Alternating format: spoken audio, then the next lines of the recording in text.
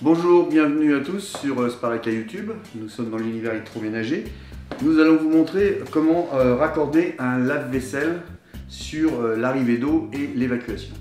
Alors ça peut paraître tout simple, mais il y a quand même quelques petites règles à respecter. Donc ici on a l'arrivée d'eau avec sur ce modèle particulier c'est ce qu'on appelle un aquastop, c'est-à-dire que l'électrovanne est incorporée à l'arrivée d'eau. Donc au lieu d'être à l'entrée du lave-vaisselle, elle est carrément au début, à l'entrée du tuyau d'eau. Donc le raccordement il est le même, hein. J'ai un petit boulon qui tourne et j'ai un joint incorporé. Donc important là-dessus, ne pas rajouter de joint. Hein. Certaines personnes rajoutent un joint et c'est là qu'on a des fuites. Donc il suffit normalement de le serrer à la main et ça doit faire étanchéité. Ça on va le voir tout à l'heure.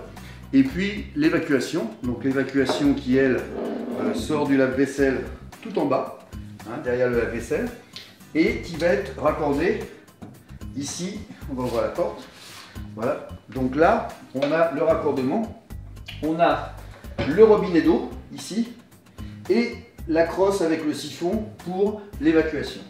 Donc la canne d'évacuation, elle est là, je dois enfoncer mon tuyau de toute cette longueur là, ça c'est important. Si je l'enfonce pas assez, ce qui peut se passer c'est qu'à la première vidange, la pression de l'eau fasse que hop, ça se déboîte et évidemment vous auriez une inondation, ce qui serait très désagréable. Et en général ça arrive toujours quand on n'est pas là. Donc on l'enfonce bien à fond, c'est légèrement souple et caoutchouteux pour assurer une petite étanchéité. On enfonce bien le tuyau à fond pour qu'il soit bien pris dans le tuyau. Et là, on va avoir une étanchéité, on va avoir un tuyau, une évacuation qui va fonctionner correctement. Bien, donc on a percé un trou là-bas dessous, hein, ici. Et je vais passer mes deux tuyaux dans ce trou. Donc je vais les présenter un par un. J'ai déjà passé le plus gros et ensuite le plus petit, donc le plus gros avec l'électrode. Le deuxième. Je vais aller brancher ma machine. J'ai poussé ma machine pour récupérer mes tuyaux, donc là j'ai récupéré la longueur, mais je vais continuer à pousser et tirer mes tuyaux pour éviter que soit l'arrivée d'eau, soit l'évacuation fasse un coude, ce qui provoquerait évidemment un problème soit d'évacuation, soit d'arrivée d'eau sur mon lave-vaisselle. Alors pour qu'il glisse bien, je vais le pousser le plus bas possible, ici, pour pousser du bas. Voilà, et en même temps, je récupère mes tuyaux, voilà, ici. Je continue à pousser. Voilà, mon lave-vaisselle est à sa place, ici. Et je vais pouvoir maintenant brancher mon arrivée d'eau et mon évacuation. Donc je commence par celui qui me tombe sous la main, l'arrivée d'eau. Donc j'ai bien mon arrivée d'eau là, je vais aller brancher mon tuyau ici. Évidemment, c'est la bonne dimension, c'est normalisé. Avant toute chose, j'ai pas ouvert mon robinet d'eau. Comme c'est la première fois que j'installe une arrivée d'eau pour la vaisselle, je vérifie que j'ai de l'eau. C'est important, parce que si j'avais pas d'eau, on ne sait jamais, que le tuyau soit bouché ou que le robinet ne fonctionne pas. Je vais vérifier que j'ai de l'eau. Donc je vais prendre une tasse, ici. Je vais simplement ouvrir un tout petit peu. Attention, voilà. Ça coule bien, donc il n'y a pas de problème. J'ai bien de l'arrivée d'eau. Je peux me permettre de raccorder mon aquastop. Donc je vais aller mettre mon aquastop et je vais commencer à la visser.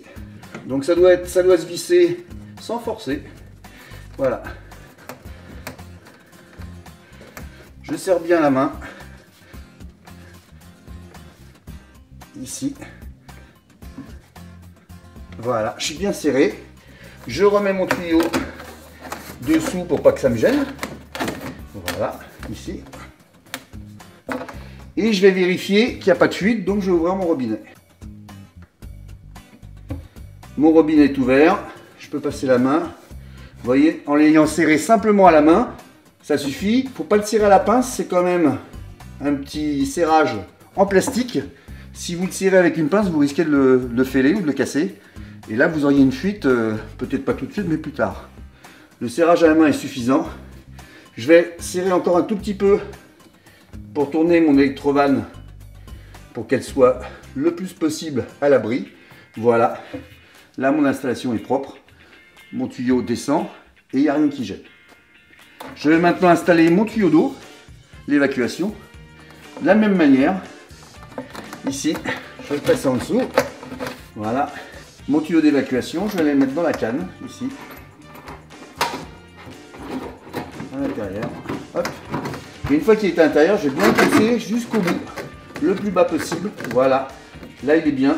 Et je vais le faire passer comme ceci, il ne gêne pas. Voilà, dans cette position, il est parfait. Et mon installation est faite. Nous vous avons montré comment faire un raccordement sur le lave-vaisselle, un raccordement en eau et évacuation et arrivée d'eau. Donc on a lancé un programme pour voir si l'eau arrivait bien. On l'a vu tout à l'heure, on a essayé d'ouvrir le robinet. Il faut être sûr que le robinet manœuvre bien et que l'eau arrive bien. Donc là c'est le cas. On fait tourner le lave-vaisselle. Il faudra quand même vérifier régulièrement qu'on n'a pas de fuite, ni à l'évacuation ni à l'arrivée d'eau, c'est important. Puis je vous rappelle que c'est un robinet quart de tour et qu'il est important, si vous vous absentez de chez vous, de fermer le robinet d'eau. Alors soit de fermer le robinet d'eau ici, mais le plus simple c'est de fermer l'arrivée d'eau ou de l'appartement ou de la maison et vous êtes tranquille, ça reste sous pression, mais il n'y a plus d'arrivée, ce qui fait que s'il y avait une fuite, elle serait minime. On espère que cette vidéo vous servira.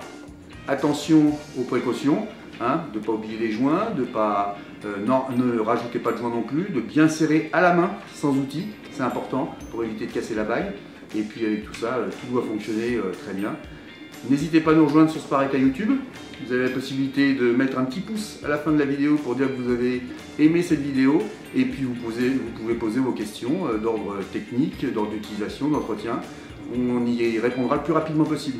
A bientôt sur Spareka YouTube.